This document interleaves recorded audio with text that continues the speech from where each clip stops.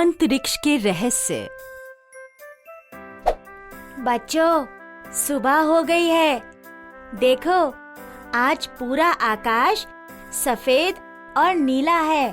कल रात को चांद ने अपनी दूध सी सफेद रोशनी फैलाई और अब सूर्य अपने प्रकाश से हर जगह उजाला फैला रहा है। चांद और सूरज अपना अपना कर्तव्य निभाते हैं। आपको वह कविता याद है बच्चों? बचपन में आप सबने जरूर सुनी होगी। चंदा मामा दूर के। चांद का हम सबके जीवन से बहुत गहरा रिश्ता है। कभी चंदा मामा पूरे दिखते हैं तो कभी आधे, या कभी तो आपने देखा होगा कि वह गायब भी हो जाते हैं। सूरज, चांद, तारे, ग्रह सभी अंतरिक्ष में रहते हैं। अंतरिक्ष की दुनिया बहुत लुभावनी होती है। यहाँ की जीवन शैली विचित्र और मजेदार है। चलिए चलते हैं एक गांव में, जहाँ एक अध्यापिका बच्चों को आज रात को मेरी गोद में रहने वाले लाखों तारे, चांद और हमारे अन्य साथियों को देखने के लिए कह रही हैं। इस वीडियो के उद्देश्य है क. अंतरिक्ष की दुनिया की बुनियादी जानकारी।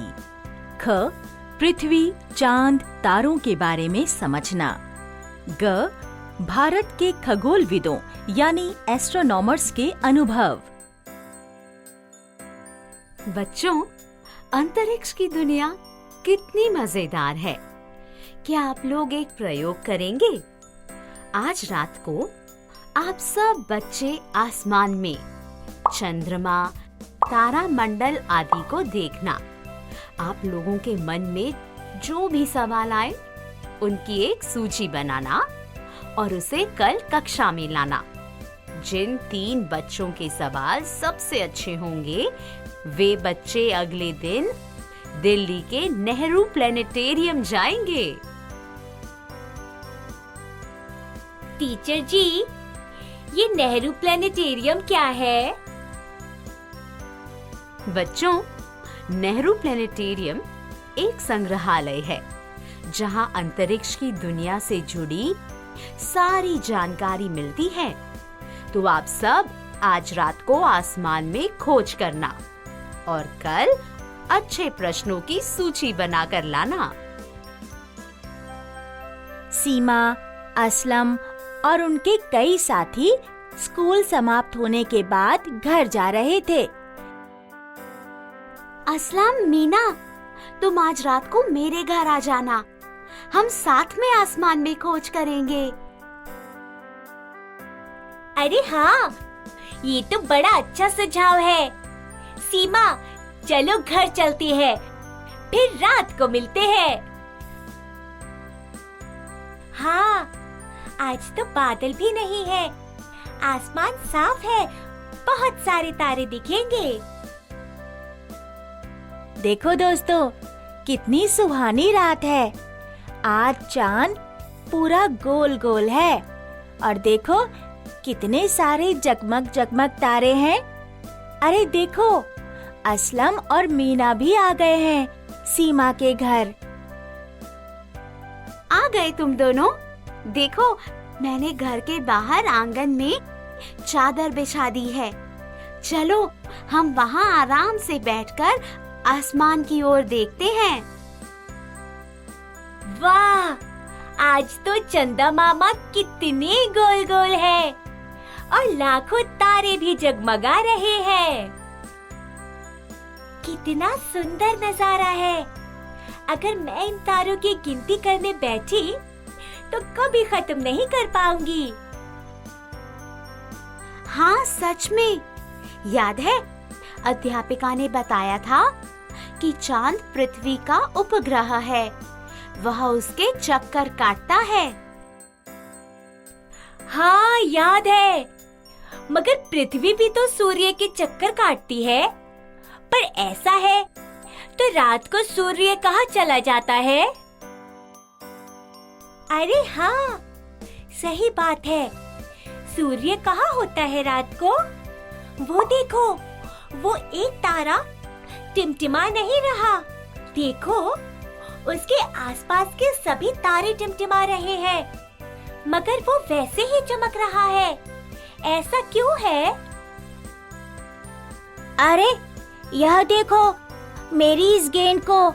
मैं जब इसे ऊपर उछालता हूँ तो यह वापस नीचे आ जाती है। हाँ, और पेड़ से फल भी तो नीचे ही गिरते हैं, मगर यह तारे कैसे आसमान में ही लटके रहते हैं? कितनी विचित्र बात है ना? अरे हाँ,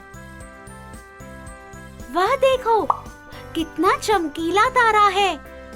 शायद वह ध्रुव तारा है।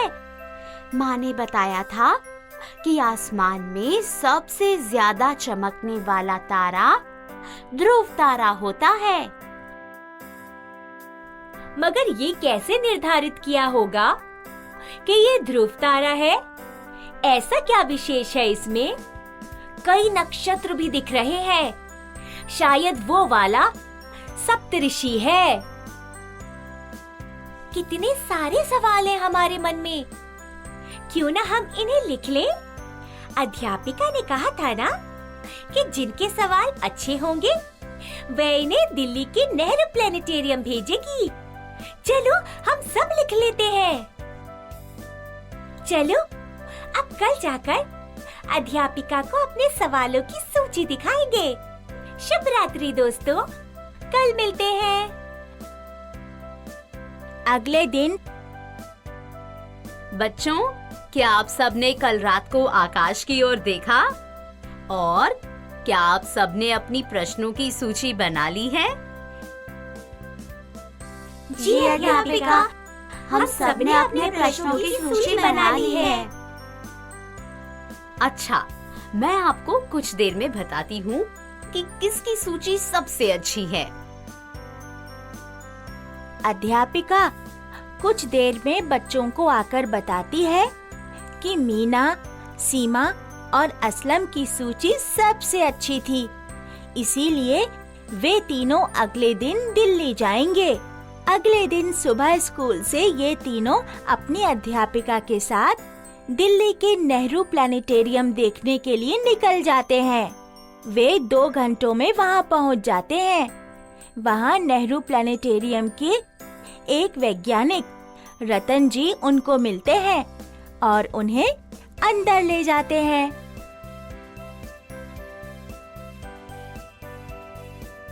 बच्चों, यह प्लेनेटेरियम आप जैसे बच्चों के लिए बनवाया गया है। यहाँ आपको अंतरिक्ष से जुड़ी सारी जानकारी मिलेगी। आपकी अध्यापिका ने मुझे बताया कि आप तीनों ने रात को आकाश देखकर प्रश्नों की सूची तैयार की है। तो चलो, मैं आपके उन और बाकी सारे प्रश्नों के उत्तर देने की कोशिश करूंगा। रतन जी, कल जब हम रात को आसमान में देख रहे थे तो हमने सोचा कि चांद पृथ्वी का उपग्रह है और वह पृथ्वी की परिक्रमा करता है और पृथ्वी सूर्य की। मगर रात को सूर्य क्यों नहीं दिखता? बच्चों, सूर्य कहीं नहीं जाता। सूर्य स्थिर तारा है, मगर हमारी पृथ्वी सूर्य की परिक्रमा करती है। पृथ्वी अपनी धुरी पर भी घूमती है। वह यह एक चक्कर 24 घंटों में पूरा करती है। धरती का अभी धुरी पर घूमना घुर्दन कहलाता है। ठीक इसी प्रकार चंद्रमा पृथ्वी की परिक्रमा करता है। हमें रात को सूर्य नहीं दिखता, क्योंकि जहां रात होती है पृथ्वी का वह भाग सूर्य की छाया में होता है, और जहां सुबह होती है पृथ्वी का वो भाग सूर्य की रोशनी की तरफ होता है।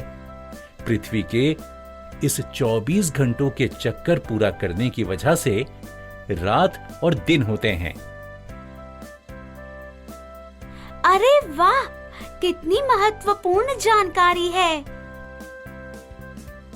बच्चों, यह देखो, पता है यह कौन है?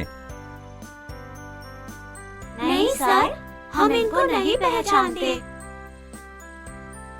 बच्चों, यह है कप्तान राकेश शर्मा।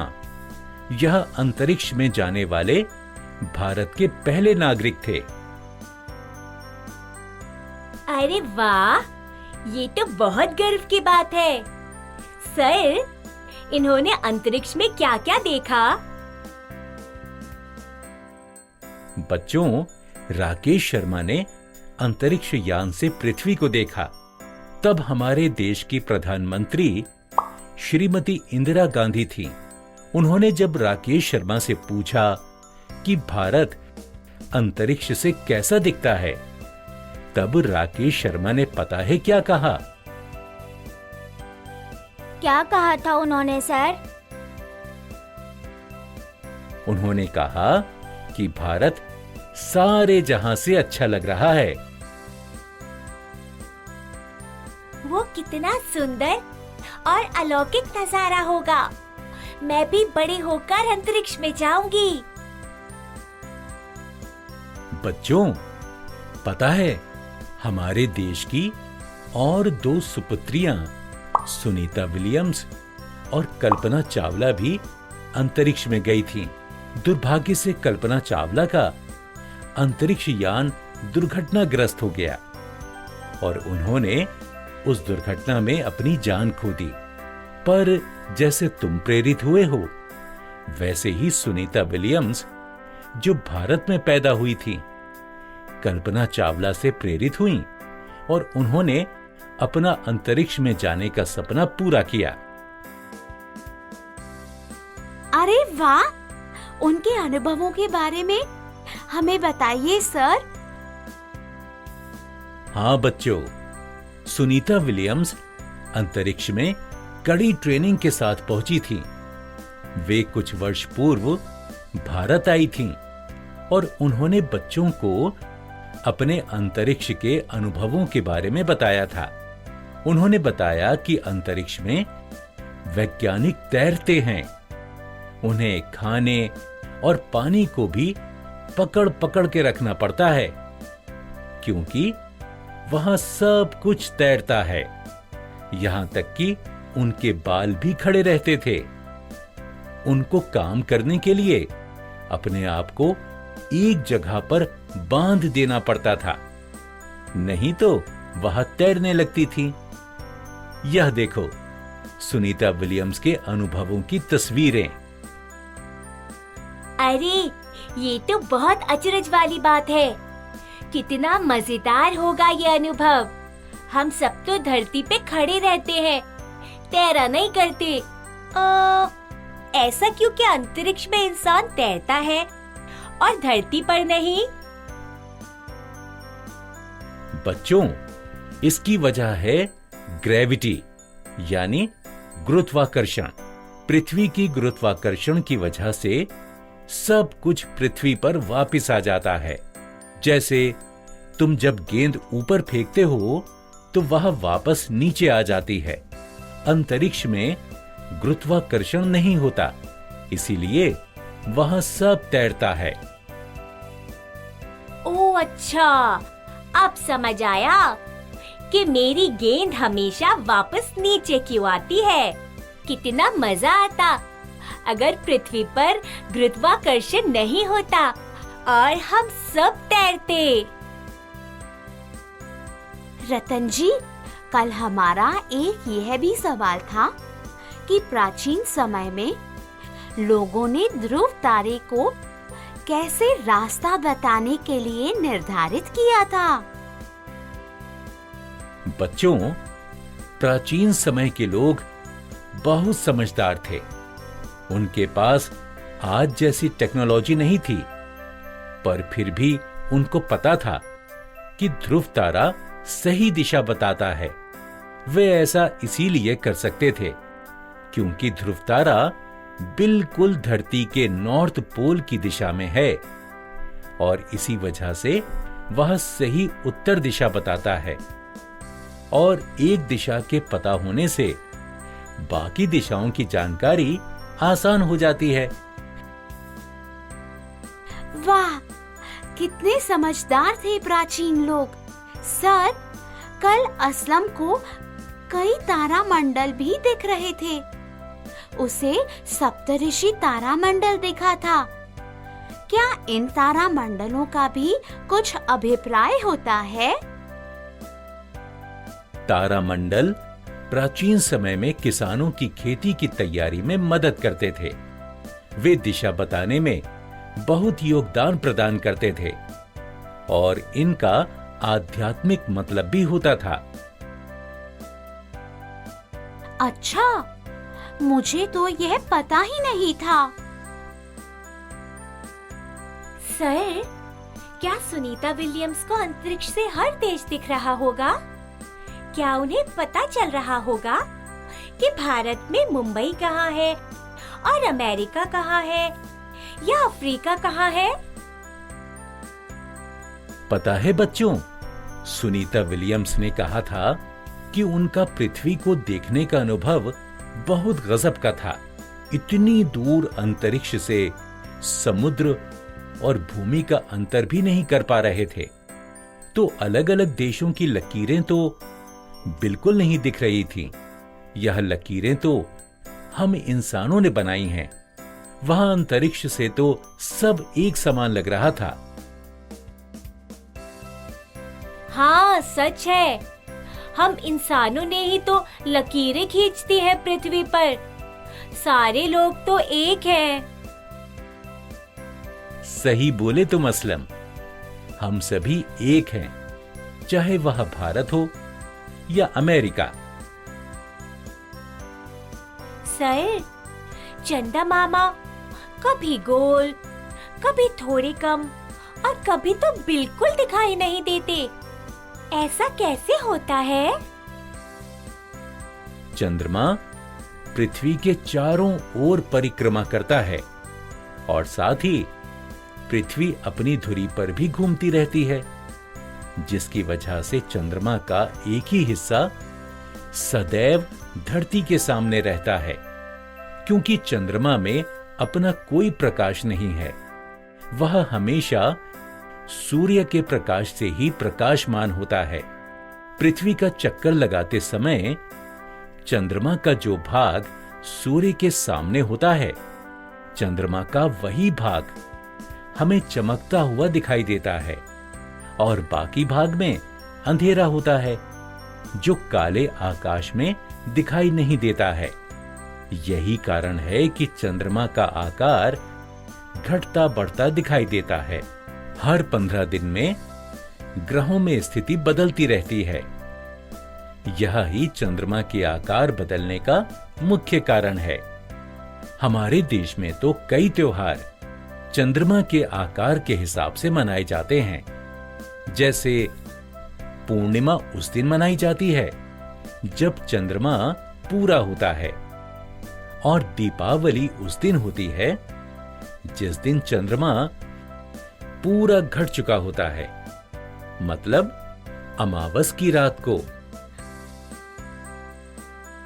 हाँ, कितना चमत्कारी है अंतरिक्ष का रहस्य। मैं भी बड़े होकर सुनीता विलियम्स की तरह अंतरिक्ष में जाना चाहूंगी। शाबाश बच्चों, ऐसी ही लगन और मेहनत से पढ़ते रहोगे तो एक दिन चांद पर पहुंच जाओगे। चलो बच्चों, अब रतन जी का धन्यवाद करो। उन्होंने तुम लोगों को इतनी महत्वपूर्ण जानकारी दी अंतरिक्ष के बारे में। धन्यवाद रतन जी, आपने हम सबको इतनी रोचक और महत्वपूर्ण जानकारी दी अंतरिक्ष के बारे में। आशा है आप लोगों ने भी मीना, सीमा और असलम के साथ अंतरिक्ष के रहस्यों के बारे में समझा होगा। आप लोग जब अगली बार आसमान में तारे देखना तो याद रखना कि सबसे चमकीला तारा ध्रुव तारा है, और जब कभी गेंद उछालना तो याद रखना कि वह गुरुत्वाकर्षण की वजह से वापस नीचे आती है। दोस्तों, आज रात को आप भी आकाश में चांद को देखना और कोई अनोखा तारा ढूंढना तब तक खोजते रहिए अंतरिक्ष के रहस्य।